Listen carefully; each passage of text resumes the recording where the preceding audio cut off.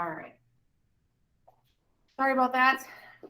Ca 2 plus was what I had written down there. Cl 1 minus is what I had written there. The 1 and the 2 tell you how many you need of the other. Okay. So again, oxygen having a charge of -2 tells me that I'm going to need 2 sodiums, and sodium having a charge of +1 tells me that I'm going to need 1 oxygen. Okay. So potassium has a charge of +1, fluorine has a charge of -1. So these are just one-to-one numbers, so you're always just going to need 1 of each. Magnesium has a charge of 2, which means I'm going to need 2 chlorines, and chlorine has a charge of -1, which means I need to just have 1 magnesium. Again, I always list my metal first, magnesium, and then Cl2. Calcium, charge of 2 plus, tells me that I'm going to need 2 nitrogens. Nitrogen with a charge of 3 minus tells me I'm going to need 3 calciums. So Ca3N2. And then a aluminum with a charge of +3 tells me that I need 3 sulfurs, and sulfur with a charge of -2 tells me I need 2 aluminums. So this is what we call cross-charging. We'll get into this a little bit more in our next unit, but I wanted you to be able to see this right now here. Okay. Now, as far as their names go, again, we'll get into this a little bit later, not anything that I'm expecting you to know now, but our names come in 2 parts. We always list the full metal name and then the non-metal name, but with the words IDE as the ending. All right, so for sodium and oxygen, that becomes sodium. And then instead of oxygen, it becomes oxide. All right, and there's not like a rule as far as what letters do you cut off, like you cut off the last 2, 3 letters. It's just you kind of will get a feel for where the ending is of the letter. Okay, next one is potassium. So I list the full name. And then fluorine is the technical name for fluorine, but this is going to become fluoride.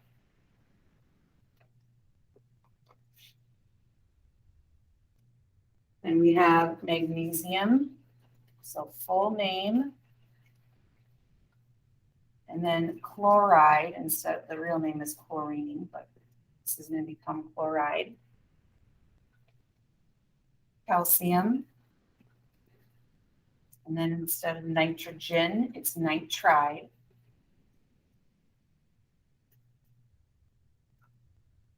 And aluminum,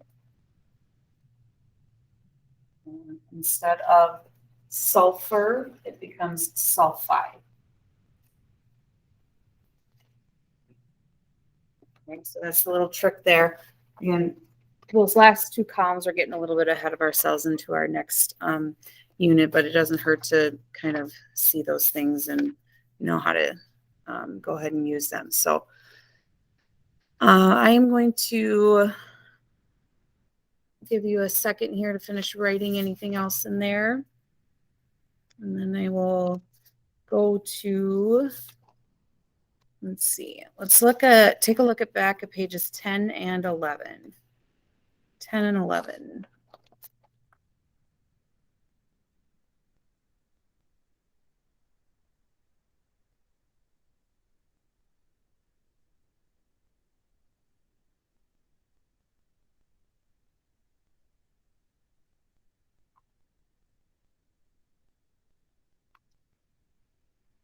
All right, so this is page 10 that I'm on right here. So these were the electron dots that you were using to predict the number of and formulas for your ionic compounds. So with these, there was just a couple that I wanted to take a look at here.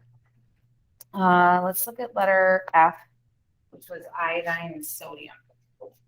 All right, so iodine, if I want to write that one first, iodine has, if I look, it has 7 valence electrons. So 1, 2, 3, 4, 5, 6, 7. Again, I'm on page 10. You haven't found me yet. And then sodium has just one valence electron. I'm just gonna put it over here. So that tells me there's one spot available for it where it's gonna go, which is right there. All right. So sodium will lose this one electron, iodine will gain that one. That's totally fine. Now, some people will, in terms of putting it in their formula, I noticed some people were doing this because iodine was listed first and sodium is listed second. That is not how we do it. We always want to put our metal first, okay? And then our non-metal goes next. Ready?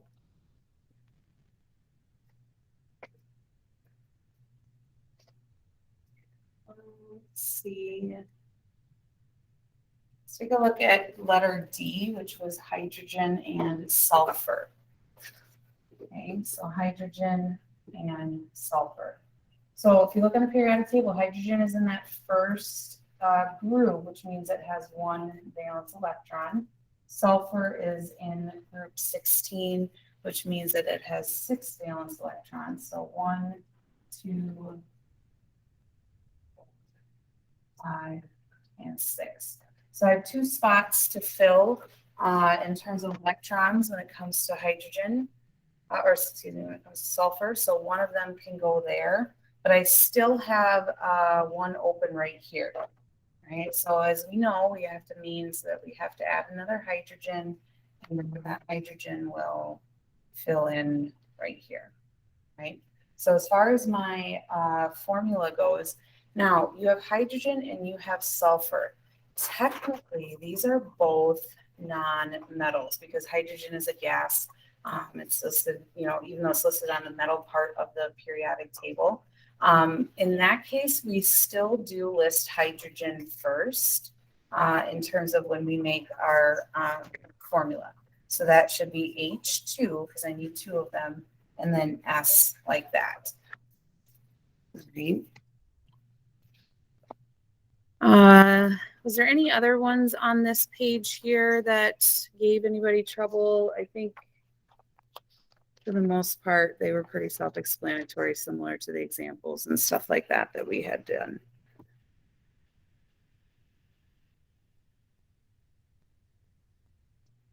Right. Then I want to go over page 11 real quick, which was the fill in the blank. There's probably a lot of you that missed some on here, and that's because there's some vocabulary that's used more than once, and so sometimes that throws people off. And some are just a little bit trickier, in terms of how they were worded here than how they were worded in the notes. So follow along with this to make sure that you have the right vocabulary in here. So letter A, an ionic bond forms when atoms blank electrons. So that's transfer. So they completely either gain them or lose them. Another name for an ionic compound is we call that a crystal. Okay. So ionic compounds form crystals, and we also can call them crystals. So that also works with letter C. So C and B are both crystal or crystals. Letter D says crystals are 3-dimensional arrays of positive and negative ions in a blank pattern. So repeating pattern is a word that works here. We'd also use the word alternating. Letter E, the formula for an ionic compound is called the blank formula. So this is the empirical. Empirical means that you use the lowest units possible in terms of like your numbers. So lowest ratio of units, and that's what we get when we form ionic compounds. You're going to see that when we do covalent compounds, later on, that rule doesn't, we don't need to follow that rule. Okay. Letter F. Again, another example of that would be like if I had 2 NAs and 2 CLs, this would not be the lowest ratio because those 2 numbers are a ratio of 2 to 2. They both could be, reduced to 1 to 1. So that's what I would actually want to write down. That is not the lowest whole number ratio. If you had something like Mg for O2. Okay, again, that would not work either because that's not the lowest whole number ratio. Actually, I have the wrong numbers there, but you can get the idea. Okay. All right, F, the formula for an ionic compound always indicates the smallest, as I mentioned already, whole number ratio. Letter G, ionic compounds do not conduct electricity in their solid form, but they do if they are in their liquid form or what we call aqueous state, which means that they are dissolved in water, which is the same definition down here. Oops.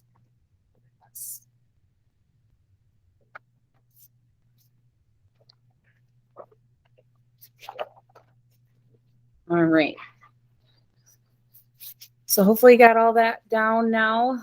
Like I said, there probably was a couple that you maybe had incorrect, so you can go ahead and change those. All right, then what I want you to work on for the remainder of your time and what I'll look for on Tuesday is Bellworks numbers 2 and 3. Bellworks 2. Oops, that's one I just had up. 2 and 3. So this is also in pages 2 and 3.